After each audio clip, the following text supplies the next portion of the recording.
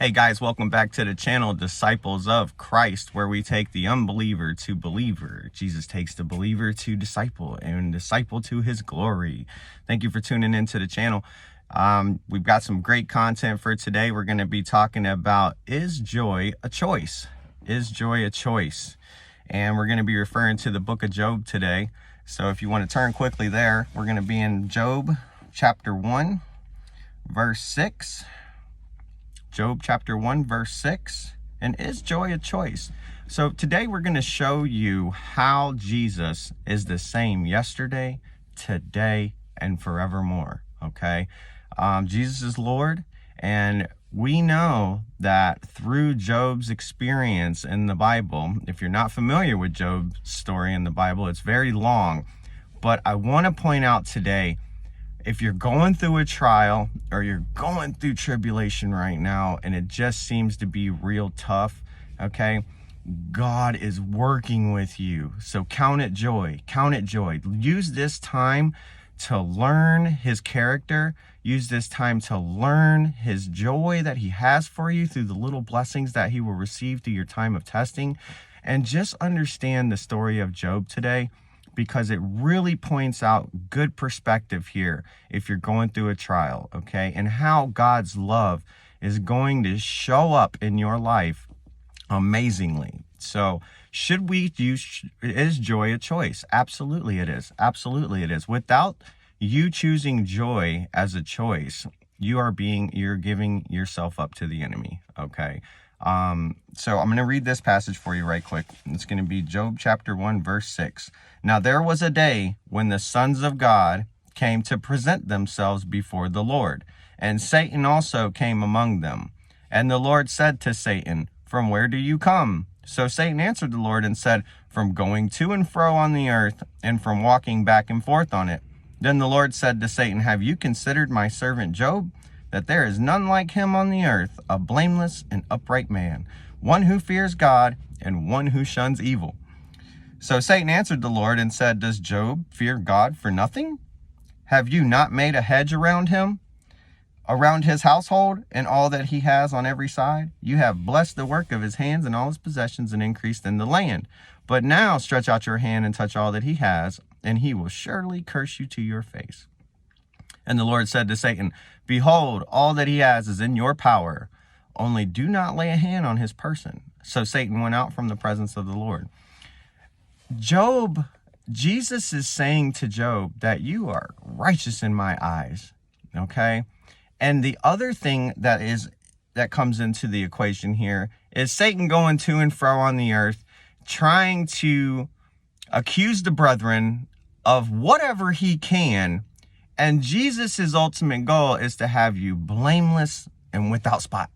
So when Job is going through these trials that he's going through, I want you to understand the same process that Job went through is basically the same process that we go through.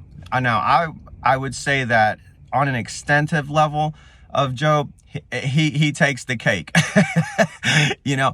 But I want you to look at it from the perspective of the wisdom and the process that Job goes through, because it is super relative to what we go through in our trial and times of testing. It just so happened that Job is so experienced in the Lord in this story that, you know, God is saying, you know, have you considered my servant Job?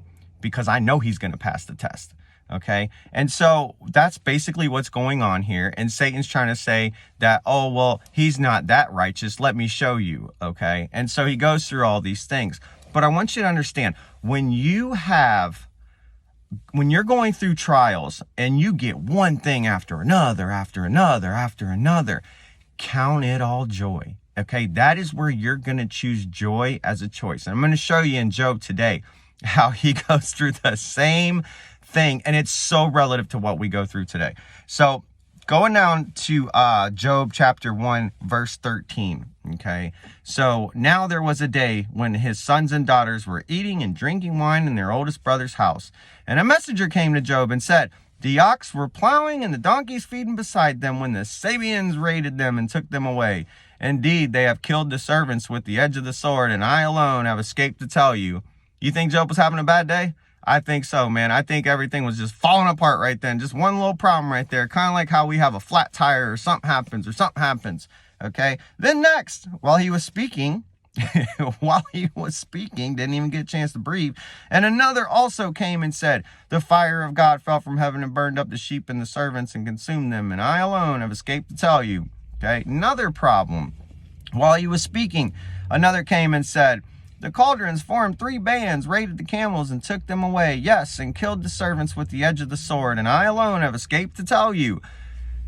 It's one problem after another. Okay. And so when you're going through trials and you're going through issues in life, count it all joy, because you are learning. God is working with you. Be blessed that his love is on you and that he is ready to teach you, ready to be obedient and just show you the things that you need to know to move forward. You have to put yourself in a position for God to use you. Okay. And so if you're not filled with his word, or if you're not reading scripture and holding on to them, then what's going to happen is you're going to end up having to revisit that same trial. Okay. Because what's going to happen is you're going to move through life. You're going to move through that trial and God's working with you. But at the end of the day, if that trial does not make you stronger, but makes you weaker, you will have to revisit that trial, if that makes sense. Okay, so here we go. Back to what we were talking about. All right, so Job's going through one trial after another. But if you look at Job chapter 1, verse 22, at the very end, it says, in all this, Job did not sin, nor charge God with wrong, because Job knows the background. Job knows that the Spirit of the Lord does not present condemnation or evil upon our life, okay?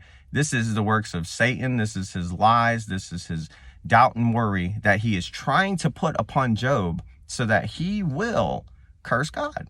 So here we go. Job chapter 2, verse 2. And the Lord said to Satan, from where do you come? Satan answered the Lord and said, from going to and fro on earth, and from walking back and forth of it. Then the Lord said to Satan, have you considered my servant Job, that there is none like him on the earth? He says it again, I love it. And a blameless and upright man, one who fears God and shuns evil. And still he holds fast to his integrity, although you enticed me against him to destroy him without cause. So Satan answered the Lord and said, skin for skin. Yes, all that a man has, he will give for his life. But stretch out your hand now and touch his bones and his flesh, and he will surely curse you to your face. And the Lord said to Satan, behold, he is in your hand, but spare his life. So Satan went out from the presence of the Lord and struck Job with painful boils from the soles of his feet to the crowns of his head. Now, health is being affected here, okay? Now, if you look back in Job chapter 1:12, it says, and the Lord said to Satan, behold, and all that he has is in your power. Only do not lay a hand on his person. So what he's saying is here is you don't get to attack his soul. You don't get to take his life out. But if you think that he's going to turn on me, do what you may, basically, because the Lord knows he's been working with Job, and the Lord knows how powerful his belief is in Job's powerful belief in the Lord, because he's been working with him. So at this point, Job's getting attacked. Job's losing everything, okay? His health is being affected, okay? And so you start going through the next chapters, okay? And he starts getting a little weary. He starts to get a little doubt in his mind. When we jump over to chapter 40, okay? Now, I know we're going from 1 to 40, but there's a reason for this, okay? And you go down to verse 3. Job chapter 40, verse 3. Then Job answered the Lord, said, behold, I am vile. What shall I answer you? I lay my hand over my mouth. Once I have spoken, but I will not answer. Yes, twice, but I will proceed no further. This is the worry. This is the doubt that happens when you're going through trial and tribulation. Okay, guys? So if Job felt it, then Do not be mistaken. You will feel the same doubt, feel the same worry when the enemy comes and attacks you. And during these times, it's so important to choose joy and so important to revert back to the times when God has saved you or showed up in your life for particular reasons that you have prayed for, or that it was a desire of your heart and you didn't even open your mouth. God just blessed you. Okay. These are the things that Job turned to at that time of trouble. And these are the things that you need to turn to during that time of trouble. Think back when God really showed up in your life. Be grateful for what you have so that he can bless you with more, even during the storm. If things are getting taken away, understand things are going to be renewed so much better. Okay. And it declares that in the story of Job. We're going to get to that. So, going back here on verse 42 or chapter 42, okay, 2 chapters later. So, when you're going through the storm and everything's hitting you at one time and you just start acting like you're going to give up and you're at that breaking point and you're like, Jesus, I need you to step in. I cannot do this no more. And then verse 42 or chapter 42, then Job answered the Lord and said, I know that you can do everything, and that no purpose of yours can be withheld from you. You asked, what is this who hides counsel without knowledge? Therefore I have uttered that I do not understand things too wonderful for me, which I did not know. Listen, please, and let me speak. You said I will question you, and you shall answer me. I have heard of you by the hearing of the ear, but now my eyes see you. Therefore I abhor myself and repent in dust and ashes. Guys, when we're going through trials, and it's going to go in a process, okay? First, it's going to be a little rough. You're going to not understand what's going on, okay? You're going to be like, why is this happening to me? If God loves me, why is this happening to me, okay? And I'm here to tell you that he's just trying to make you stronger, okay? Think of it as a burning fire furnace, okay? And your soul is being dipped into that fire furnace, and it's getting renewed. It's getting stronger. It's burning away the hay and straw and endless things that are not of God. And it's testing you so that God is preparing you to move to the next level, okay? So let's go to the end of the story, okay, of Job. And let me just explain to you what happens with the blessing after the test, okay? So it was after the Lord, Job 42, verse 7. And so it was after the Lord had spoken these words to Job, that the Lord said to Eliphaz the Temanite, my wrath is aroused against you and your 2 friends. For you have not spoken of me what is right, as my servant Job has. Now therefore take yourselves 7 bulls and 7 rams, and go to my servant Job, and offer up yourselves a burnt offering, and my servant Job shall pray for you. For I will accept him, lest I deal with you according to your folly, because you have not spoken of me what is right, as my servant Job has. I love this part. Jesus is always saying, take your gift to the altar, but reconcile with your brother first. Don't give the gift to the altar until you reconcile with your brother first. And basically what it's saying is these 2 people were not having the right mind frame of what was going on. But Job, being above the perspective and his view and his love and character that he knows that God has for him, was above the perspective of his 2 friends.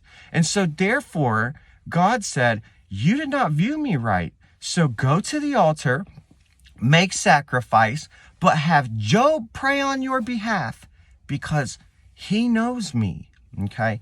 So just note that after the Lord, and the Lord restored Job's losses when he prayed for his friends. Indeed, the Lord gave Job twice as much as he had before.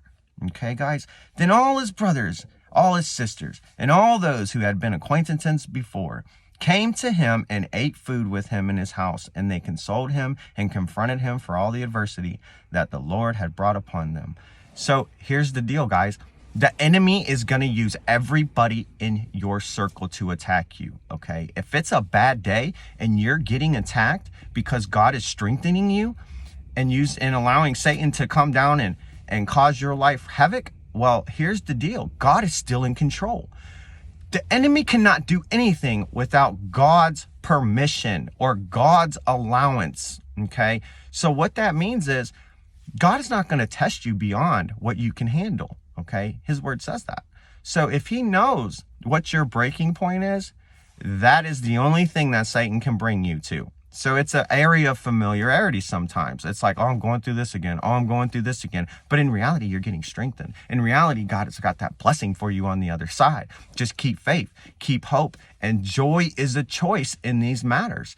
And for trials and tribulations, guys, you got to look to Jesus. Just like Job did. And let me tell you, it even says, then all his brothers and all his sisters and all those who had been acquaintances before came to him and ate food with him in his house. And they consoled him and confronted him from the adversity that the Lord brought upon him. Each one gave him a piece of silver and each one a gold ring. So, here's the deal, guys. You're going to face persecution during tribulation. If you're talking about Jesus to somebody else and they're having a rough time, or you're explaining your belief during that time to somebody else, it's probably not going to work, okay? And it's not going to be very effective, because here it is, you got two different spirits. You got one that believes that God's love is awesome and amazing. You got another one that believes, why the heck is this happening, Job? I can't believe that God is just taking everything from you, okay? And so from those perspectives, God has given wisdom to Job, and he has been able to prevail through the trial, and he has been blessed. And here's what it says. It says, now the Lord blessed the latter days of Job more than his beginning, for he had 14,000 sheep, 6,000 camels, 1,000 yoke of oxen, and 1,000 female donkeys. He also had 7 sons and 3 daughters. And he called the name of the first Jeremiah, the name of the second Keziah, and the name of the third Karen-Hapuk. And in all the land were found no women so beautiful as the daughters of Job, and their fathers gave them an inheritance among their brothers. After this, Job lived 140 years and saw his children and grandchildren for 4 generations. So God will restore years to you. Don't worry about what you're going through now, or if it's a holdup, or if it's a delay from what you were hoping it was going to be, because God can excel your life faster than you even imagine. A couple years or a couple months or a couple days with God can transform your situation dramatically. All you have to do is have faith of a mustard seed. That's the only qualification that Jesus has for you. He says, love the neighbor as thyself, love God with all your heart, mind, and soul, and have the faith of a mustard seed to be able to move in the right direction. So guys, I hope this is blessed for you. Joy is a choice, and God has given it to us through his word and through his love. And just make the day happen today. Remember, with joy being your choice, your prayers are more effective. Don't be like Job, losing the faith and losing doubt and thinking God's not with you. So he's here, he's present, no matter what circumstance you're going through, whether it's health, whether it's finance, whether it's spiritual, whether it's relationship, whether it's addiction, whether it's anger, any of those things. God is there to help you, and he is there waiting for your prayers. Don't lose hope. Keep the joy, and tune in again. Thanks, guys. Like and subscribe if you like this channel.